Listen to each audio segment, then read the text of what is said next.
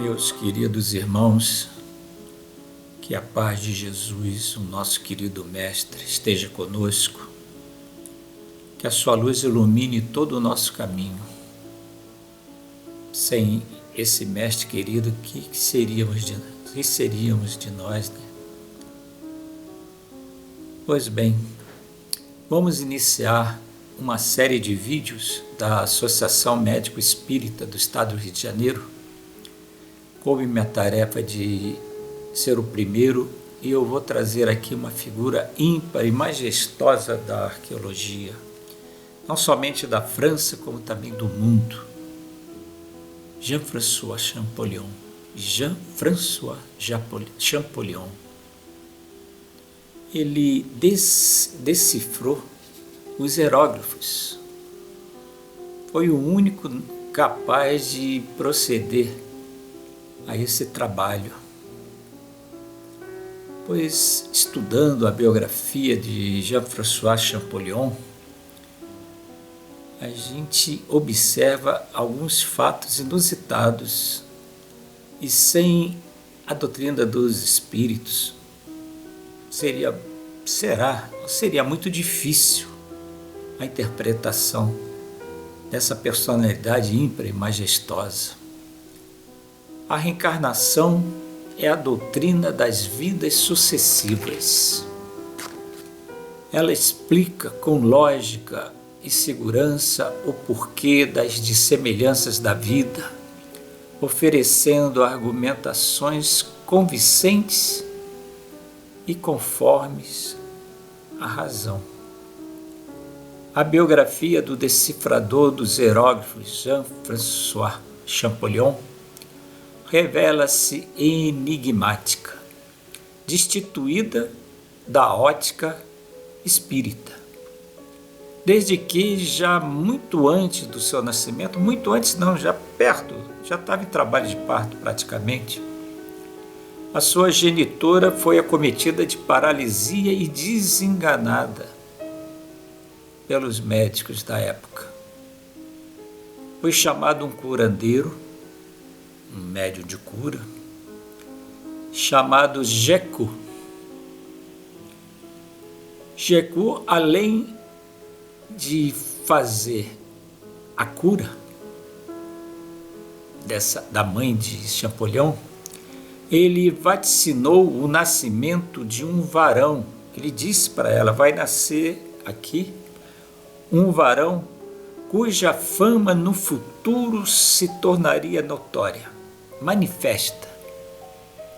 E ele ainda disse que seria uma luz dos séculos futuros, de alguém que se tornaria famoso. E realmente assim aconteceu, por ter decifrado os hieróglifos, a escrita antiga do Egito. O que nós conhecemos de doutrina espírita a respeito disso é chamada premonição. É definida como o conhecimento antecipado do que vai acontecer. Portanto, é uma faculdade que antevê um fato futuro, sendo sinônimo de quê? Presságio ou pressentimento. A presciência de algumas ocorrências que estão por vir é tema bastante relevante, ensejando aos que negam sua paternidade divina momentos de intensa reflexão, já que pode abalar fortemente as convicções materialistas.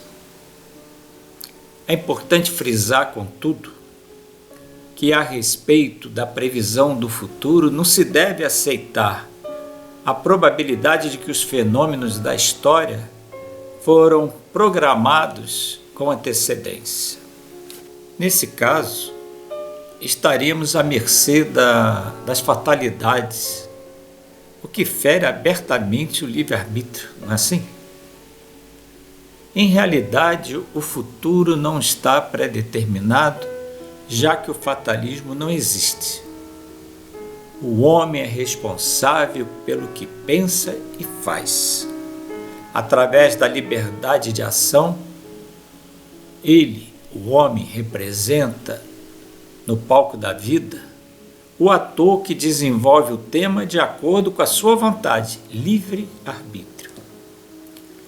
Entidades espirituais situadas em degraus de alta hierarquia espiritual, dotadas de grande conhecimento psicológico, podem antever, pela experiência e pelo conhecimento, já adquirido em milênios, pela fieira das reencarnações, alguns fatos do futuro, sem que os destinos estejam traçados, assim como um pai pode presumir a reação de alguns dos seus filhos. Em relação a Champollion, é indiscutível que o sensitivo, tal do Jekyll, médium, né? Médium de cura,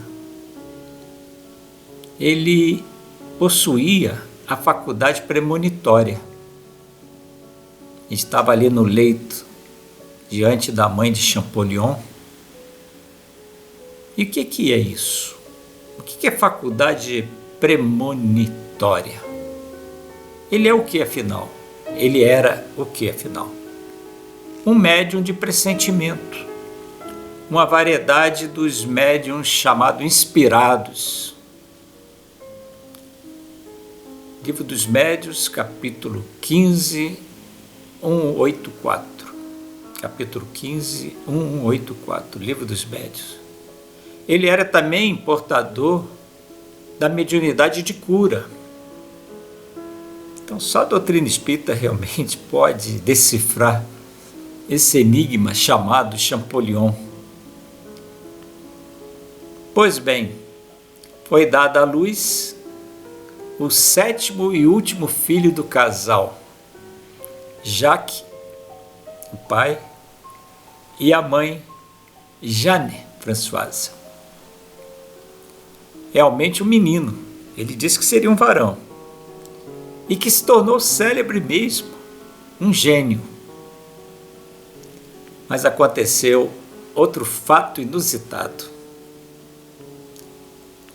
O menino nasceu com a pele escura, o cor de mate, né? Típico mesmo de um indivíduo lá do Oriente. Um acontecimento excepcional, porque Champollion nasceu no sudoeste da França, na cidade de Figeac, em 23 de dezembro de 1790, antes do Natal. Ele veio ao mundo numa região notadamente de origem ariana e de uma família rigorosamente conservadora. Deu o que falar, não? Pessoal de cor branca, e nasceu alguém com uma cor de mate, bem escura, uma feição bem oriental. Nós que somos espíritas sabemos muito bem o que está acontecendo aí, né? O espírito de um egípcio reencarna. E qual seria a missão dele? Muito grandiosa. E eu me sinto muito feliz de estar aqui falando dessa figura ímpia e majestosa que é Champollion. Ele realmente se revela para todos nós como um ser bem expressivo, um sábio. E coisa interessante, ele decifrou os hieróglifos e ninguém na época sabia se ele estava certo. Ninguém sabia se realmente ele estava decifrando os hieróglifos. Só muito mais tarde é que se constatou o fato e realmente Champollion se tornou uma figura marcante, uma personalidade ímpar da história do mundo. Não somente da França, para orgulho do povo francês, não, mas Champollion é um cidadão do mundo, da terra. E nós aqui o louvamos com esse trabalho em vídeo. Champollion realmente ele se dedicava inteiramente às coisas do Egito Antigo. Ele era chamado desde pequeno, mais ou menos 10 anos de idade, de o egípcio. Não só pelo aspecto físico, porque ele era bem moreno, parecia realmente um nativo lá do Egito, como também ele se devotava profundamente às coisas do Egito Antigo. Ele estudava tudo, procurava tudo, e já estudava línguas mortas. E numa época em que os jovens pensavam na carreira militar, a época de Napoleão, a época das conquistas napoleônicas, e Champollion estava ali como jovem, o tempo todo lendo, estudando, se aprimorando nas línguas mortas, querendo saber tudo a respeito do Antigo Egito. Vamos raciocinar. Por que esse devotamento? Não é impressionante? Só a reencarnação explica isso. Temos a certeza disso. Meus irmãos, realmente é incrível. Ele, ainda pequeno, na escola, ele participou de uma conferência do professor José Fourier, que era um famoso físico, matemático francês, que participou da expedição científica de Napoleão ao Egito. Todos nós sabemos que Napoleão invadiu o Egito e o conquistou. Só que ele levou vários cientistas, um deles o José Fourier. Muito bem, na escola, vendo algumas peças do Egito, o garoto ficou extasiado. Professor, ele estava ali em êxtase. O sábio francês, que expôs seus conhecimentos, foi questionado persistentemente pelo menino. Ele estava inteiramente interessado na conferência. E o professor Fourier, vendo o interesse daquela criança, convidou Champollion a ir à sua residência. E lá mostrou tudo que trouxe do Egito. As inscrições hieroglíficas em pedras, os papiros, fragmentos de papiros. Champollion saiu do ar. Só a reencarnação explica isso. E ele, emocionado, vendo aquelas vetustas inscrições, ele de imediato perguntou ao professor: pode-se ler isso? O sábio Fourier disse-lhe: não. Ninguém sabe nada a respeito dessas inscrições. Pois, então o garoto afirmou ao professor Fourier: eu os lerei quando for grande. Quando eu crescer, eu vou ler essas inscrições. Como é que pode uma criança revelar tamanha afirmativa? Eu vou ler. Eu vou saber interpretar isso. Nenhum sábio na época conseguia tal feito. Mas Champollion, criança, ele dentro de si sabia: eu sei ler isso e eu vou ler. Só a reencarnação, meus irmãos, só a reencarnação explica. Aquele menino de feição bem oriental, né? Pele morena, cor de mate, a córnea amarela. Se via ali, era uma criança que não era francesa, mas nasceu na França. Pois bem, ele dizendo que eu os lerei, eu sei, eu vou ler isso aí. O que estava acontecendo? Estava exteriorizando-se uma determinação vinda dos mais recônditos refolhos, né, do inconsciente. Eu vou ler. Ele sabia que poderia ter acesso a tudo aquilo, a essas comunicações, para ele, importantíssimas, porque ali estava revelada toda a história do Antigo Egito. O que nós, espíritas, achamos de tudo isso? O que nós acreditamos?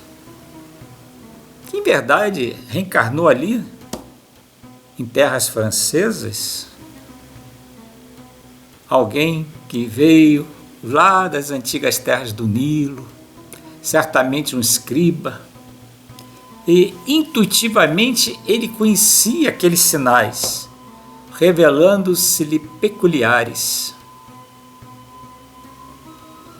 Esse vídeo tem o escopo de estudar Champollion, revelando o porquê dessa personalidade ímpar. Somente a doutrina da reencarnação pode explicar esse fenômeno. Uma criança, 10, 11 anos de idade, que já era conhecido como o egípcio, uma criança francesa denominada de o egípcio. É marcante que a reencarnação está contida aí.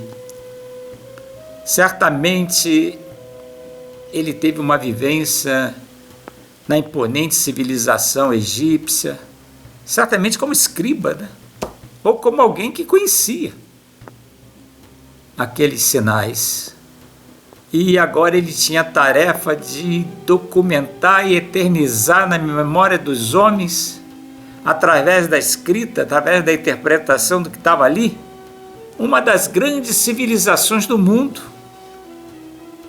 Graças a Champollion, hoje nós sabemos o que foi a grandeza, a imponência do Egito antigo. Realmente é marcante a reencarnação nesse contexto.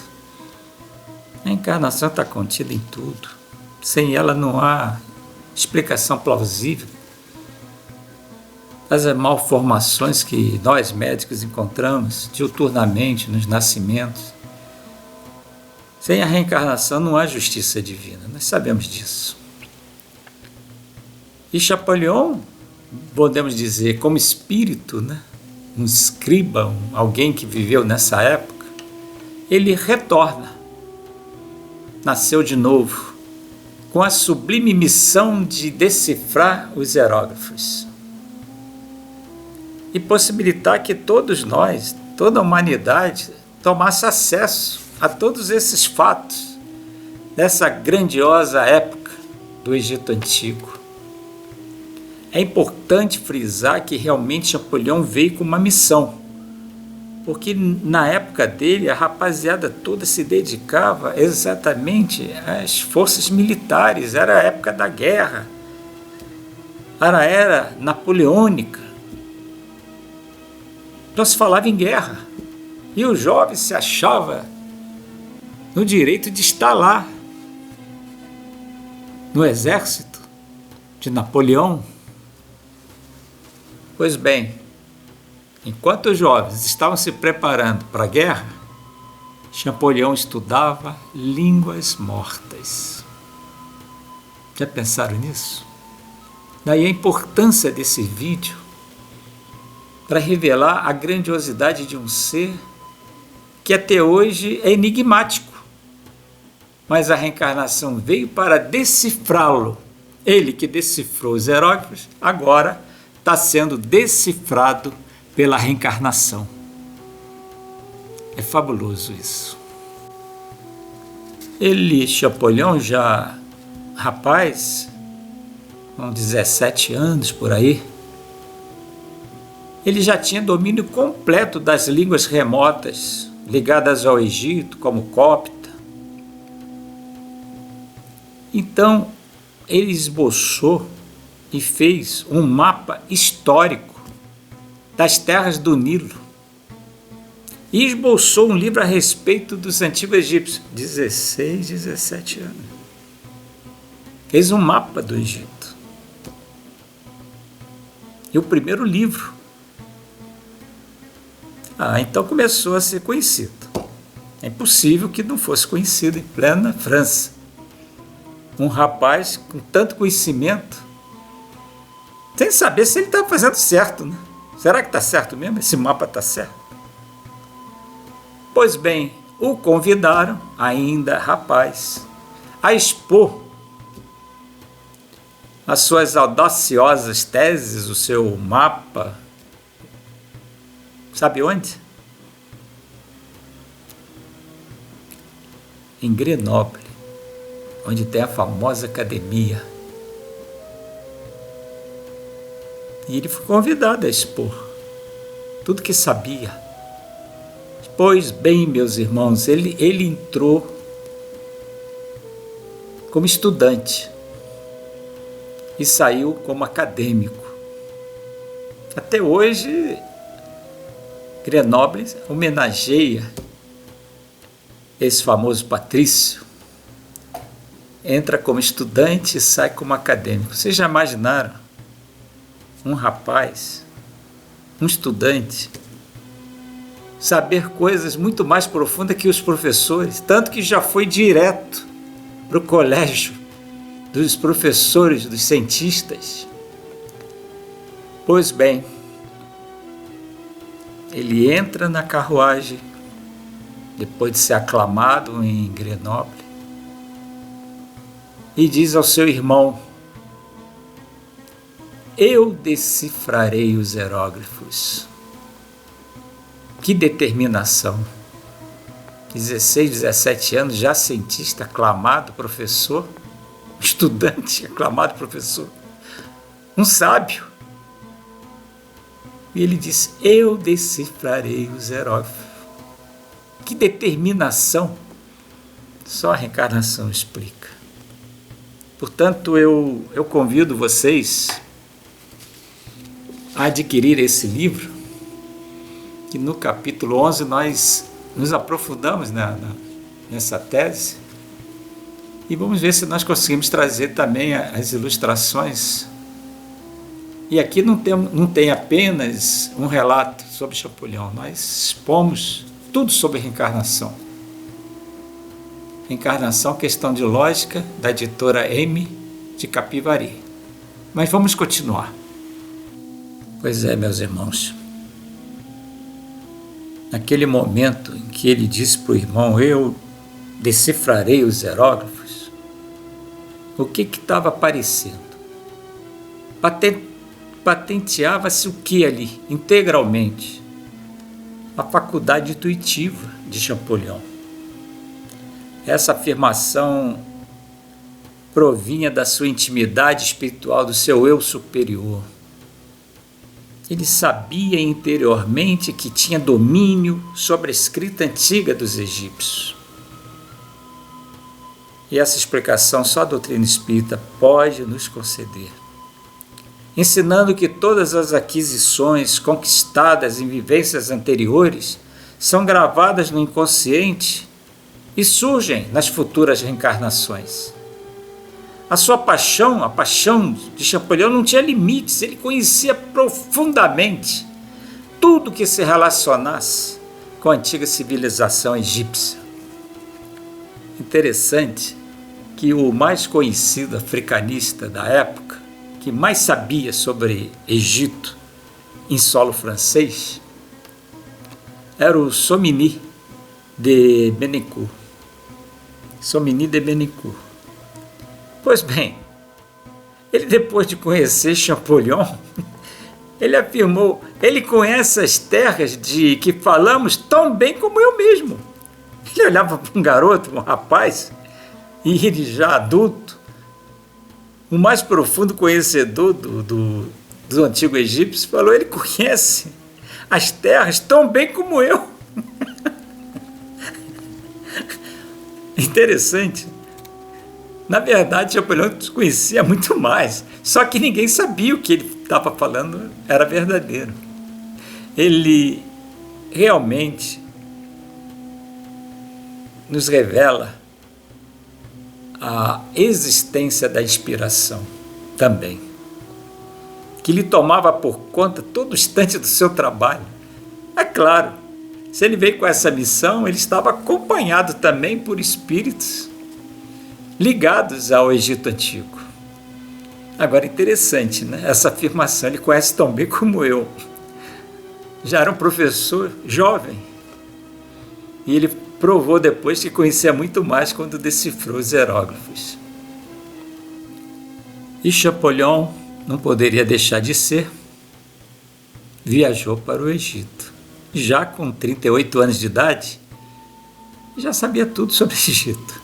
Estudou tudo. E ele, lá em terras egípcias, pisando naquele solo, ele afirmava a todo instante: parece que nasci aqui. Completamente diferente de um francês comum. Era um nativo, vestido a caráter.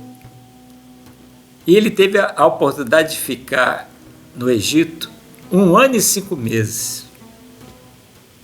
Permaneceu naquele solo, pisou naquela terra e viu com os olhos do presente tudo que já tinha observado em existência, em vivência anterior, pretérita. Para ele, tudo o que ele via era familiar. Claro. Voltou ao seu país, à sua pátria. Em verdade, um egípcio do pretérito retornara, impregnando o seu corpo físico, inclusive com as mesmas características morfológicas de antanho. Moreno, córnea amarela. O seu aspecto era realmente de um nativo do país. Ainda mais falando fluentemente o árabe. Inclusive o copta, a língua antiga, ele sabia tudo. Vestido-se a caráter, com a aparência de um árabe, dominando por completo, como já disse, o copta. O que é mais? Ele realmente era o maior sábio. Sabia muito mais que qualquer um outro a respeito do Egito, porque ele era o próprio egípcio voltando, com o mesmo aspecto físico, com a mesma capacidade de entendimento e realmente muito inteligente.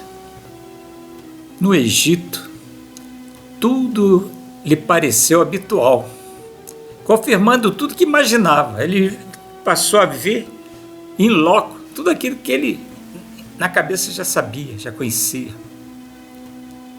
E o Egito Antigo sempre o fascinou, ele dedicou a vida toda a pesquisar essa civilização transata, que lhe dava muita felicidade, muita alegria, um agrado intenso quando se conversava com ele a respeito das coisas do Egito. Era um amigo, e ganhava um amigo ali, porque ele era fascinado pelo Egito. Então a sua apresentação física, visto como um nativo, o seu interesse em pesquisar, perscrutar, tudo que se relacionasse com o Egito Antigo, fez com que muitas pessoas o acompanhassem. Tudo que se relacionasse com a civilização egípcia, para ele, era importante. Ele conhecia profundamente esse Egito Antigo. Nós podemos imaginar a alegria desse homem, nesse tempo que ele ficou lá no Egito. Ele tinha inspirações. Ele chegava, olhava aqueles monumentos, alguém lhe dizia: esse monumento é de tal, e dizia: não, não é não. Não é não, não é não. Realmente, um sábio egípcio, talvez um escriba, retornou. Ele desencarnou, foi em 4 de março de 1832. E seus restos mortais estão lá, ele foi enterrado, no cemitério de Père Lachaise, em Paris. Que homem fabuloso, Champollion. Merece realmente um vídeo e de conteúdo espírita, porque nós sabemos que a vida não termina no túmulo. Missão grandiosa de um espírito que dedicou toda a sua vida num tempo de conquista militar, ao conhecimento de uma civilização, inclusive abrindo as janelas para que todos soubessem o que passou ali, graças à decifração dos hieróglifos. Meus irmãos, se ele desencarnou em 1832 e nasceu em 1790, se a gente sabe ainda fazer conta, 42 anos. Desencarnou bem jovem. Missão. Cumpriu a sua missão. Só que interessante que quando ele desencarnou, ninguém sabia interpretar aquilo não. Inclusive, de algum tempo ficou largado esse testemunho de ter sido realmente um sábio, porque só ele sabia decifrar os hieróglifos. Depois de muitos anos é que realmente se atestou que um sábio tinha vivido ali. O romancista Honoré de Balzac, romancista, dias depois do enterro, assim se expressou: o escriba foi consumido por sua extenuante conquista papirácea. Extenuante, desencarnou bem cedo realmente, se dedicou inteiramente ao estudo do Egito Antigo. Para nós espíritas, para os que conhecem a doutrina das vivências anteriores, não é difícil interpretar tudo que aqui é relatado e tudo aquilo que não falei e que ainda pode ser pesquisado pelos ouvintes, pelos irmãos que estão nos assistindo. Com facilidade a reencarnação decifra o enigmático Champollion, o qual veio ao mundo com a sublime e dificílima missão de ressuscitar o pensamento da estranha e mística civilização egípcia, encontrando com perspicácia a chave da decifração dos hieróglifos, abrindo as portas do passado e deixando para o nosso conhecimento essa imponente civilização. Pois bem, ele trouxe para o presente a grandeza de uma época transata. Missão grandiosa. O espírito que vivificou a personalidade de um sábio, certamente escriba egípcio, reencarnando em solo francês, é a pátria dos grandes, dos grandes vultos da humanidade. Aquele cemitério de Père Lachaise ali abriga as inteligências de várias épocas. Pois bem, ele foi vitorioso, deixando a decifração da escrita hieroglífica como grandioso legado à humanidade. Inclusive, o que lhe valeu o epíteto de pai da arqueologia. Terminando esse trabalho, exatamente o primeiro da Associação Médica Espírita do Estado do Rio de Janeiro, nós optamos por Champollion para revelar a grandeza da reencarnação, decifrando mesmo esse enigmático sábio. E nós continuaremos com outros irmãos, também médicos da associação, a continuação desses vídeos. Espero também retornar. E encerrando, eu peço a Jesus, Mestre querido, que abençoe a todos nós. Que Jesus ilumine os passos de cada um. E não podemos esquecer dessa terra chamada França, palco de tantas lutas, tantos embates, também de tantas conquistas no campo intelectual. Nós também pedimos a Jesus que ampare a nossos irmãos franceses, aos nossos irmãos patrícios, quantos aí estão, franceses reencarnados aqui, e lembrando da figura ímpar, majestosa de Allan Kardec, professor Hippolyte Léon Denis Rivail. Ó, professor Rivail, como nós te amamos. Que Jesus te ilumine cada vez mais, querido Kardec. E é claro que toda essa energia que cai sobre esses irmãos e retorna até nós, possa também penetrar em cada irmão que está assistindo esse vídeo. Vivemos momentos conturbados, mas sabemos que as trevas nunca predominarão, porque mesmo que estejamos diante de um local onde as trevas dominem, onde a escuridão se estabeleceu, basta acender uma pequenina chama que as trevas se dissipam.